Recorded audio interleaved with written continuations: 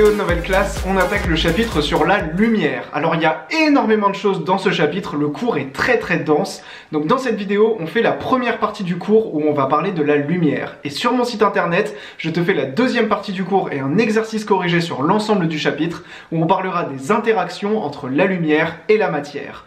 Donc on est parti pour le début du cours, let's go! On va commencer par se mettre au clair sur une notion hyper importante avant de passer à la suite. La fréquence, c'est égal à 1 sur t, c'est-à-dire que la fréquence est égale à l'inverse de la période. Si je représente mon onde au cours du temps, notamment une onde périodique, eh bien la période, c'est la durée en secondes d'un motif qui va se répéter au cours du temps. La longueur d'onde, je peux la voir quand je représente mon onde dans l'espace, et la longueur d'onde, eh bien c'est la longueur d'un motif qui va se répéter au cours du temps.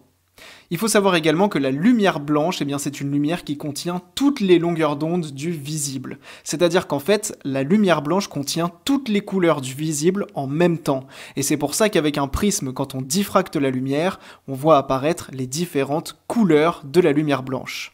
On va commencer par parler de la lumière. Il existe la dualité onde-particule de la lumière qui nous dit que la lumière c'est une onde qui se comporte également comme un flux de particules. Donc une onde lumineuse, c'est une onde et un flux de particules en même temps. Ces particules, on les appelle les photons. Ce sont donc des particules de lumière qui ont une certaine énergie. L'énergie d'un photon, c'est égal à h fois la fréquence de l'onde lumineuse, et h c'est la constante de Planck, qui est égale à 6,63 fois 10 puissance moins 34 joules par seconde. On a donc une énergie en joules qu'on va souvent dans les exercices passer en électronvolts.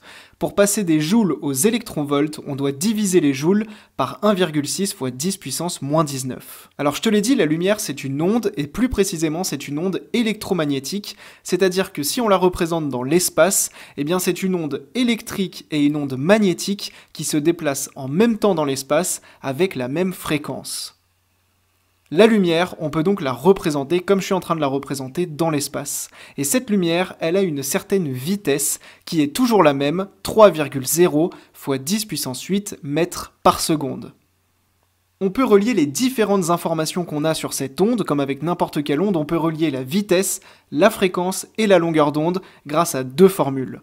Ça y est, on a vu l'essentiel à connaître sur la lumière, mais maintenant la deuxième partie du cours portera sur l'interaction entre cette lumière et la matière. Une partie très importante, et puis on fait également un exercice corrigé sur ce chapitre sur mon site nouvelleclasse.com. Donc je t'attends sur mon site, à tout de suite.